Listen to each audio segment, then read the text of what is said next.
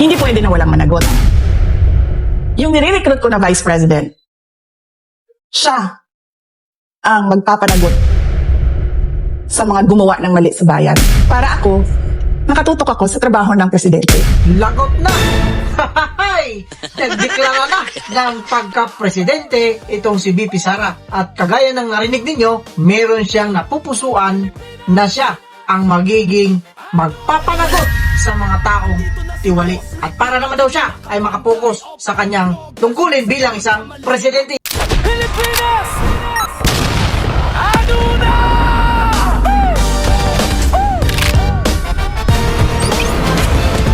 Pilipinas! Ano na? Andito na si Boss Rick, nakatingin nakabantay. Yan ang pag-uusapan natin mga kapatid, mga kababayan at mga boss. Maiba muna tayo, mag-segue muna tayo kasi ito napapanahon ngayon sapagkat napakaingay, napakagulo na nang nangyayari sa ating bansa. Ano na nga bang nangyayari sa ating bansa? Kaya yan ang tatalakayan natin dito. Pero bago tayo magsimula rito, shout out naman sa lahat ng mga subscribers, mga viewers, mga silent viewers, mga suki nating komentos at syempre pa yung ating mga sniper! Iyan, nakikita niyo dyan yung ating mga sniper. Shoutout sa inyong lahat. At syempre pa, hindi natin makakalimutan dito yung ating mga bashers. Mga bashers, kagaya ng sinasabi lang dito. Gamitin din ninyo yung karapatan bilang isang mamamayang Pilipino na mag-comment, mag-react, magbigay ng opinion tungkol sa video na mapapanood ninyo sa araw na ito. At hindi pa tayo nagsisimula rito. Bago tayo magsimula, batin muna tayo ng magandang umaga po, Luzon, Visayas at Mindanao. At syempre pa sa mga kapatid natin, mga kababayan natin na nasa iba't ibang panig ng mundo. Magandang umaga, magandang tanghali, magandang hapon, magandang gabi po sa inyong lahat dyan. Kamusta na po kayo? Saan mang dako kayo naroon at anong oras man kayo datnan ng video na ito? Sana po. Nasa loob kayo. Kaya na! Kagaya ng sinasabi natin dito, kagaya ng napanood natin kanina sa unahan ng ating video, tatalakayin natin itong sinabi ni Inday BP Sara na napakatunog ng kanyang pangalan sa panahon ito. Sapagkat laman ng mga bali-balita ang kanyang mga kaso tungkol sa kanyang impeachment. Pero dyan, nagpahayag ito ng kanyang kandidatura bilang kalahok, bilang kandidato sa pagkapangulo ngayong darating na eleksyon sa 2028. Ano nga ba ang mangyayari kapag ganito? At eto nga ang pag-uusapan natin, sino yung tinutukoy niyang magiging vice-presidente niya at kagaya ng sinabi niya, yun ang maniningil, yun ang magpapatupad, yun ang magpapakulong sa mga tiwaling empleyado ng ating gobyerno. Yan ang tatalakayin natin dito. Kaya mas maganda, panoorin natin kung paano nga ba nagdeklara ng kanyang kandidatura ito si VP Inday Sara. At syempre pag-uusapan natin dito, may naisip na ba kayo? Sino kaya ang kanyang magiging running mate sa kanyang kandidatura ngayong 2028? Mukhang may mga clue na ibinigay itong si Inday BP Sara. Pero bago tayo magbigay ng ating komento at ating reaction, mas mabuting panoorin natin yung kanyang mga sinabi rito. Ito na, panoorin natin. Siguro naman, VP, alam mo naman yung kung sino yung mga posibleng makakaharap mo sa 2028. Yung mga nagawa mo sa Davao City, do you think yun yung edge mo para manalo sa 2028? Ang edge ko is yung kakayahan ko na gumawa ng mga mahirap na bagay. Yung kakayahan niya raw na gumawa ng mga mahihirap na bagay. Ano kaya yung mga mahihirap na bagay na kayang gawin ng ating Vice Presidente ngayon? Na ito nga ay gustong tumakbo bilang Pangulo ngayong darating na halalan. Ano kaya ito? Ituloy natin. Yun yung core ko talaga. Core competency ko. Kasi unang-una, hindi mo ako madaling matakot eh. Hindi raw siya madaling matakot. Ito yung kailangan ng ating bayan. Hindi yung kagaya ng mga nangyayari ngayon. Mukhang hindi natin alam kung hindi na. Mahirap na magsalita ngayon. Sa panahon ngayon, napakahirap magsalita. Kaya mas maganda mag-comment na lang kayo dyan sa baba. Pero ituloy natin kung ano nga ba itong sinasabi niyang hindi siya kayang takutin or hindi siya natatakot. Tuloy natin. Tatay ko nga, si President Duterte, pero hindi na natatakot sa kanya eh. Tignan ninyo, kanya, kahit daw si President Duterte, hindi siya natatakot. Kitang-kita naman kasi. Bakit? Bakit natin nasabing kita-kita? Kasi nga, noong eleksyon, noong 2022 eleksyon ba yun? Presidential election, siya po ang gustong maging Pangulo ng ating bansa. Na ang gustong maging Pangulo ay si Inday BP Sara. Ang problema, bumaba, naging busy, kaya itong nangyari ngayon. Kaya tuloy natin kung bakit hindi siya natatakot. Go ahead! Bibi Sara. Hindi mo ako madaling mapasunod. Hindi madaling mapasunod. Yan yung mga katangian na dapat meron yung isang pangulo or yung isang leader na pinakamataas na leader ng ating bansa. Yung hindi pwedeng mapasunod. Ibig sabihin, hindi pwedeng utusan, hindi pwedeng sunod-sunuran, at hindi pwedeng gawin lang puppet. Gets ninyo mga kapatid at mga babae, mga boss? Eto, tuloy pa natin. Hindi mo ako madalas sa tulad yan, magsasama kayong lahat dyan, tapos ako mag-isa dito. Hindi mo ako matatakot. Tingnan ninyo, hindi siya natatakot. Kahit marami kayo dyan, mag-isa lang ako rito, yan ang hindi niya kinakatakutan. Ibig sabihin talagang matapang. Kitang-kita naman kasi, mula pa ng pagka-mayor niya sa Davao, eto na yung Inday BP Sara na kinakatakutan, hindi dahil sa masamang tao, kung hindi, napakabuting tao po ito. Bakit naging pangalawang pangulo ng ating bansa? Kasi syempre, napaka-mabuting tao itong BP Inday Sara na ito sa maraming mamamayang Pilipino. At syempre, hindi naman lahat ng mga Pilipino ay sang-ayon dyan. Actually, halos lahat ng mga tao naman talaga gustong-gusto itong mga Duterte. Pero, may pero. Pero, pag nakita nila na wala na silang makukuha or wala na silang kwenta or halimbawa, may mas malaking offer sa kanila doon sa kabila, of course, nilipat yung mga yan. At eto nga yung nangyayari sa mga ob-ob na mga vloggers ngayon. Halatang-halata naman na talaga namang noong panahon ng Pangulong Digong, talaga namang pinagtatanggol nila, halos magpakamatay na sila sa pagtatanggol kay PRRD. Pero ngayon, ano nang nangyari sa mga ob-ob? Ha? Ito yung sinasabi natin dito, bumabaliktad. Karamihan sa mga Duterte noon, ngayon, nagiging anti-Duterte na. Galit na sila. Bakit? Ito yung sinasabi natin dito ng mga walang bayag, mga walang paninindigan. Kaya ituloy pa natin.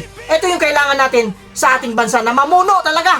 Ito yung sinasabi nilang may tinatawag na political will. Ito yun. Hindi si Kuya Will Political will. Tuloy natin. Sa ganun yun. So yun talaga yung kapasidad ko, yung competency ko. Kaya ko gumawa ng mga mahirap na bagay. Tatayuan ko yung mga mahirap na bagay. Talaga pinaulit-ulit niya eh. Kayang-kaya kong gumawa ng mga mahirap na bagay. Sino ba sa mga politiko ang kayang gumawa ng mahirap na bagay? Eh marami. Hindi lang naman siya. Marami, pero sa ibang kaparaanan. Kagaya ngayon, ang nangyayari sa ating bansa ngayon, ang daming mga politiko na gumagawa ng napakahirap na bagay. Halimbawa na lang, yung mga pagnanakaw ng pera ng kaban ng bayan. Di ba mahirap yon? O pero kaya-kaya nilang gawin. Pero itong si Inday BP Sara, kakaiba yung mahirap na bagay na kaya niyang gawin. Ano nga ba ito? Ito yung ating aalamin sa video na ito. Tuloy pa natin. So yun talaga yung kapasidad ko, yung competency ko. Kaya ko gumawa ng mga mahirap na bagay. Tatayuan ko yung mga mahirap na bagay. Yun ang gusto niya talagang gawin. Yung gumawa ng mga bagay na mahihirap para sa mga taong hindi kayang gawin yun. Katulad halimbawa, hindi siya natatakot, kaya na sinabi niya na kanina, hindi siya natatakot mag-isa. Kitang-kita naman, sa panahon ngayon, kahit mag-isa na lang siya, binabakbakan siya, hindi siya natatakot. Pangalawa, hindi siya natatakot kahit na sa kanyang ama, na kilala naman natin na napaka-istriktong tao pagdating sa kanyang pamumuno sa kanilang bayan or pagdating sa pamumuno bilang ama ng kanilang pamilya, ng kanilang tahanan. Hindi po ba? Yan ang mga katangian na dapat meron ang mga namumuno sa ating bansa ngayon. Dahil nakikita natin ngayon, kagaya ngayon, may lumabas na naman na 18 tumitistigo, sumusuporta doon sa naunang ipinahayag ni Master Sergeant Gotesa na nag-deliver din sila ng mali-malitang pera. Pero ano ang nangyayari ngayon? Kini-question nila itong 18 sapagkat hindi raw maganda ang mga credibility nitong mga ito. Bibigyan ko kayo ng halimbawa. Ang nangyayari sa ating bansa ngayon, ganito na eh. Halimbawa, si Boss Rek nakakita ng magnanakaw. Nakita ko talaga, may nagnakaw. Sinuplong ko ngayon sa otoridad. Imbis na kampihan ako, imbis na tulungan ako para marisolba yung taong nakita kong nagnakaw, ako na ngayon yung imbestigahan ng mga ob-ob. Yan, ganyan natin inilalarawan yung mga nangyayari ngayon dito sa ating bansa na napakahirap isipin. Kaya ang tanong natin dito Pilipinas! Ano na? Mas maganda, tanungin natin itong ating mga kasamahan dito. Lalong-lalo na itong ating mga sniper. Ito, yung mga sniper, nandiyan yung mga pangalan nila. Pero ito, tanungin natin kung ano masasabi naman itong mga kasamahan natin dito. Ito na, kagaya nitong ano masasabi kaya nito ni kapatid na Ulysses Pasig? Hindi siya taga Pasig ha, pero Ulysses Pasig. Kapatid, shoutout po sa inyo dyan. Ano masasabi ninyo dito tungkol sa mga tinatalakay natin ngayon? At sino naman ang nasa isip ninyo na pwedeng maging running mate ni BP Inday Sara? May mga lumalabas kasi na balibalita na kung sino-sino, meron dyan Robin Padilla, meron dyan Amy Marcos, at marami pang iba. Kayo mga kapatid, mga kababayan at mga boss. Pero nagbigay siya ng clue rito na dinalaw niya na ito noon. Mukhang may naisip niyo ba yung naisip ko? Parang parehas tayo ng iniisip ha. Tanungin natin ito si kapatid na Romeo Robles. Kapatid na Romeo Robles, shoutout sa inyo dyan. At shoutout din sa mga taga Bacolod City. Ganun na rin po sa lokal ng Iloilo South. Shoutout sa inyo, kapatid na Romeo Robles. Ano masasabi ninyo at sino po ang nasa isip ninyo na maging running mate ni Inday BP Sara sa darating na eleksyon? Yan po yung ating question poll dito ngayon ha, sa ating programa. Mag-comment po kayo dyan sa baba. At syempre, tatanungin pa natin itong mga kasama natin dito. Kagaya ni kapatid na Antonio Junero. Kapatid, shoutout po sa inyo dyan. Ha? Sa lokal ng Taipa, distrito ng Macau. Kalain ninyo, nandun sa Macau ito, pero syempre, butante ito. Kapatid na Antonio Junero, sino ang nararapat at tinutukoy ni BP Inday Sara na maging running mate niya sa kanyang kandidatura ngayong darating na eleksyon? Tanungin natin dito si kapatid na Edna sa Bayan-Bayan Marikina. Taga Marikina, shoutout din po sa inyo na dyan. Lalo-lalo na po sa aming kapatid na si kapatid na Edna. Kapatid na Edna, sino po yung nararapat na maging BP ni Inday Sara pagdating ng eleksyon? Eto ba, mas magandang tanungin natin ito sila kapatid na Sadiwa Milen. Kapatid na Sadiwa Milen, mula sa lokal ng Pinggan, Marinduque. Ano po masasabi ninyo? Shoutout po sa inyo dyan. Ito yung tinatalakay natin dito, sapagkat ito po ay napapanahon. Ngayon, ito yung mga nangyayari ngayon na hindi natin maintindihan at isa rin itong mga bias ng mga media. Nagtataka ako bakit itong 18 na mga bagong tumitistigo ngayon laban doon sa mga magnanakaw, mga kawatan na sila nga ay nagdi-deliver ng mga pera. Nagtatrabaho sila kay Saldico. Di umano, nagtatrabaho sila at nagdi-deliver sila ng mali-malitang pera. Bakit hindi ito ang naging laman ng mga balita? Alam ba ninyo kung sino ang naging laman ng mga balita ngayon? Yan, si FLM, si Mangusin. Ito yung tinututukan nila. Para, ano kayang dahilan nila? Para siguro may divert, para matabunan. Ito, opinion ko lang ito kasi reaction ko ito, karapatan ko ito mag-react. Sapagkat ako ay isang Pilipino. Nandito tayo sa Pilipinas at demokratikong bansa po tayo. Mga kapatid, mga kababayan, mga boss, lahat po tayo may kanya-kanyang karapatan. Bakit kaya? Nagtatanong lang ako. Bakit hindi nyo tutukan yung 18 na detalyado yung kanilang mga sinasabi tungkol sa pagdi-deliver nila ng mga pera, mali-malitang pera, patungo, papunta doon sa mga kawatan. At marami silang nabanggit, mga senador at mga kongresista. O syempre yung mga yan, ano sasabihin yan? Of course, meron bang magnanakaw na sasabihin, ako po ang nagnakaw. Walang ganon. Realidad po, walang ganon. O, kamusta kayo? Si kapatid na Kapulong. Aamin po ba kayo kapatid? Kapag tinanong kayo na kayo ang may sala? Di ba, ura-ura hindi kayo amin. Talagang magdi-deny tayo niyan. Realidad po yan. Huling-huli na sa akto. Magdi-deny yan at magdi-deny hanggat kaya. Pero masusukol at masusukol din yung pagdating ng panahon. Ito po yung nangyayari sa ating bansa ngayon. Mga kapatid, mga babayan at mga boss. Kaya kung ano man ang opinion ninyo, legit yan. At eto, magbibigay ako ng opinion ko rin dito, sarili kong opinion. Para sa akin lang ha, pinakamas magandang maging vice presidente ng ating Pilipinas, walang iba kung hindi ang ating mamahal na nag-iisang senador na lumalaban sa lahat. Alam na ninyo kung sino yan. Kilala ninyo kung sino yan. Yung binabakbakan ng mga ubob ng mga vloggers. Binabakbakan, sinisira yung kanyang pagkatao. Tinatawag na traidor. Tinatawag na pro-China ng mga ubob ng mga vloggers. Pag-umpok kayo mga ubob kayo. Abangan ninyo pag ito nanalo, pag ito nagkatotoo na maging vice presidente ng BP Sara this coming 2028 elections, tiklop kayo lahat, mga ubob kayo. Itaga nyo sa bato. Dito tayo magkita-kita kung talagang may mga apog pa kayong iharap kay Busrek. Pero, teka muna. Bago tayo mag-isip kung sino yung karapat-dapat na maging vice presidente ni Sara Duterte, kilalanin muna natin kung itong sinasabi natin dito, kagaya ng nasa isip ko, na si Senator Rodante Marcoleta, yung karapat-dapat lang naman na maging vice presidente ng ating bansa kapag ka si VP Inday Sara na ang magiging pangulo ng Pilipinas. Kilalanin natin kasi hindi basta-basta. Tayo nga pag nag-apply tayo ng trabaho, hindi po ba? Depende sa inyong ina-applyan. Halimbawa, mag-apply ka ng isang manager sa isang korporasyon. Kailangan yung mga credentials titignan nila yon kung talagang karapat dapat ka maging manager. At ganyan po sana tayo mga butante dito sa Pilipinas, na hindi lang basta dahil kilala siya sa lipunan, hindi lang basta artista siya, hindi lang basta popular itong tao na ito, pwede na natin iboto bilang maglilingkod sa ating bansa. Lalong-lalo na po, ito po yung pangalawa sa pinakamataas na posisyon dito sa bansang Pilipinas, ang pagiging vice presidente. Kaya tignan natin itong si Senator Rodante Marcoleta na minamaliit. Tandaan ninyo, minamaliit ng ilan lang naman itong nang mamaliit, pero itong nang mamaliit akala mo ang lalaki nila.